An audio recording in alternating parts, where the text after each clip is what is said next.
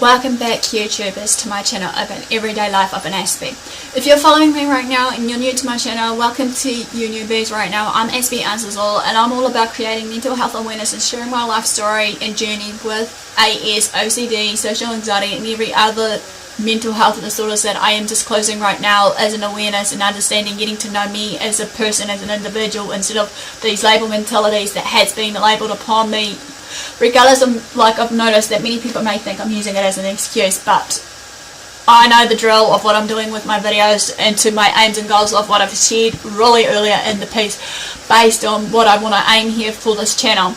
So in all further ado, I welcome back the oldies. However, also that hopefully some of these videos is giving you an inspiration, encouragement, enlightenment to you all, maybe as a challenge and a step up for the newbies and actually the oldies, to include that, to share maybe your life journey experiences with everyday conditions, because what I'm hoping to aim for, as it's going to be later on in the piece for this anxiety series, is my social anxiety tag. Basically, I will address it now, but I'll repeat it again in it, that I want to create this as a safe haven for everybody on my channel as well as outside the community, hopefully that they don't feel judged, misconceived, misunderstood and the like, basically, and actually make them feel like they're at home and at peace, basically free from all this mentality and judgment of people, as well as removing the stigma and stereotyping of what mental health disorders and illnesses are like.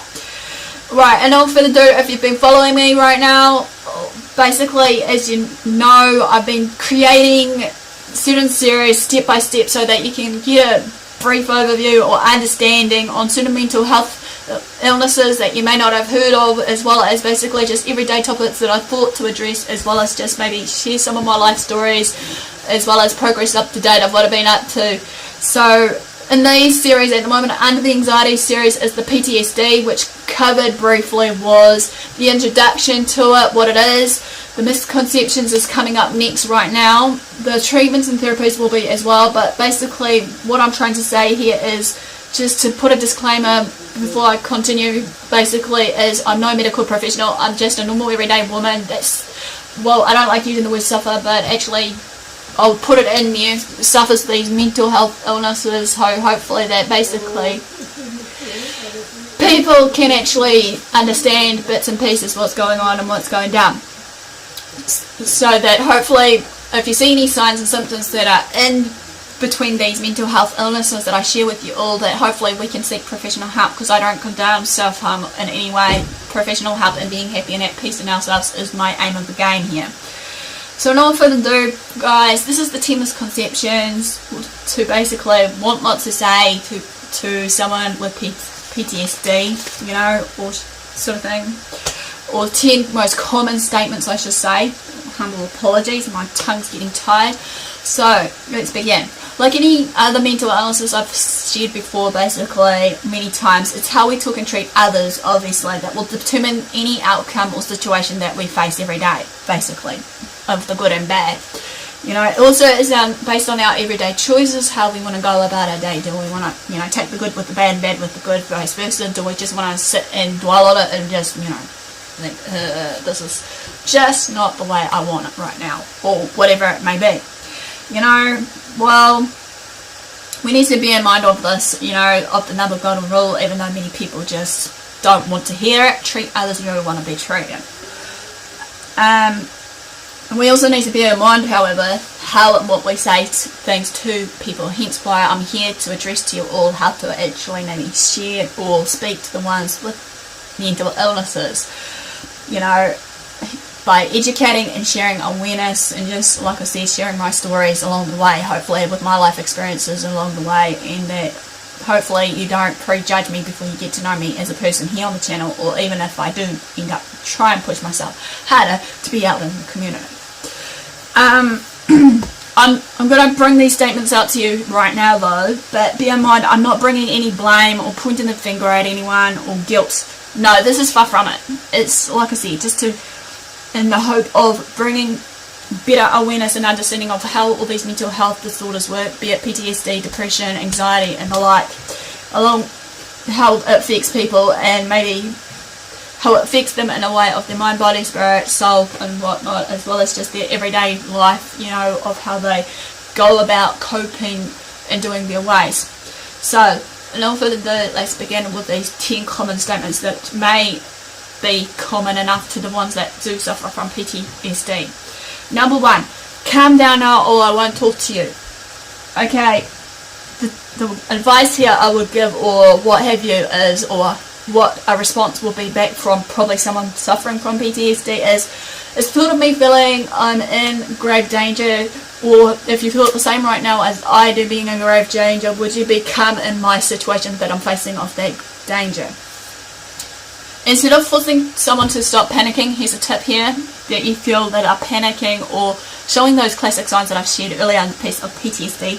Handle them with care, however, by maybe sitting down with them, you know, and basically while you're sitting down with them, speak quietly, you know, and calmly yourself, and till they remain calm and quiet, and basically maybe reassure them that they're okay and safe with you, because obviously reassurance is the key, as well as just remaining calm in your own self, as well as to this person that is, you know, showing those classic signs of PTSD. Number 2, just forget about it. Okay, I want to put this as a kind of a pet peeve of my response to this one. Okay, so bear with me, because like I hate people treating people real roughly and whatnot. Of what I've experienced and been through myself is, you have no right to say this to that particular someone that is suffering with PTSD or any other, you know, form of mental disorder that may show those classic signs, you know, of what I've said.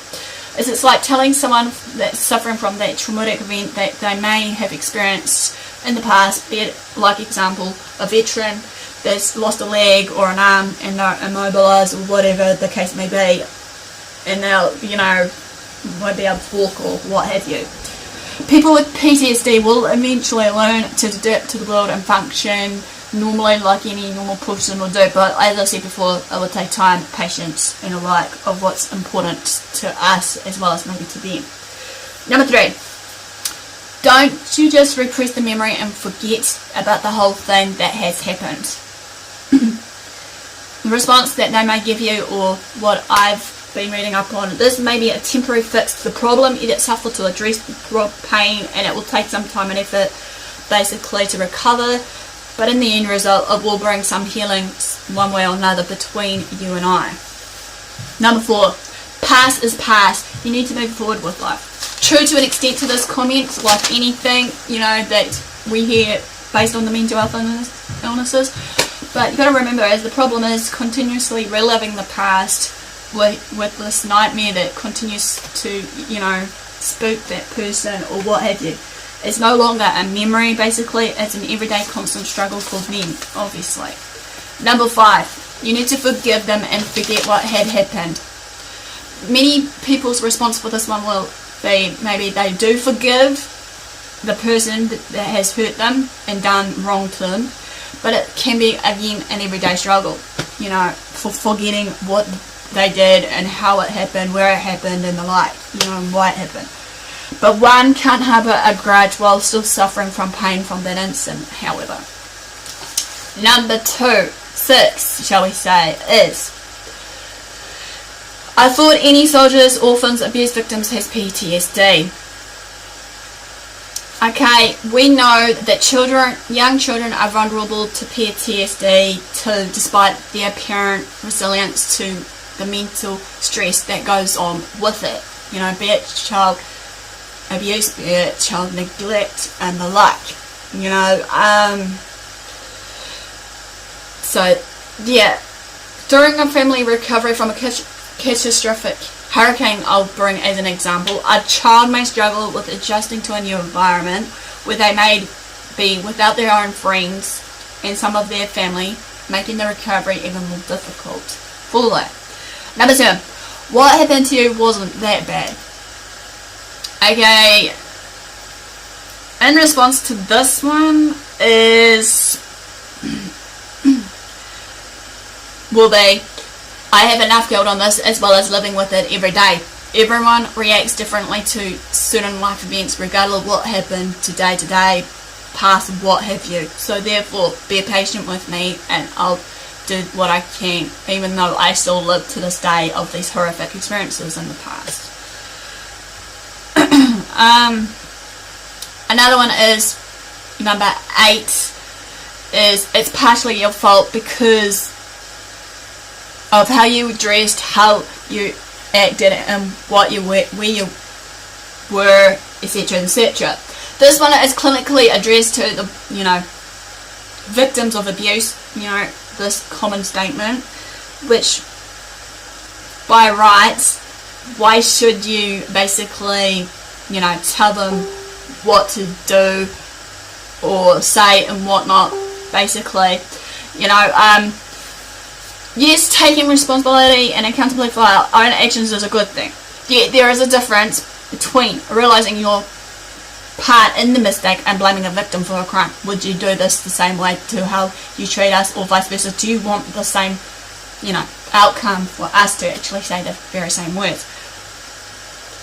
Number 9 of this is you're tainted because of what happened in the past.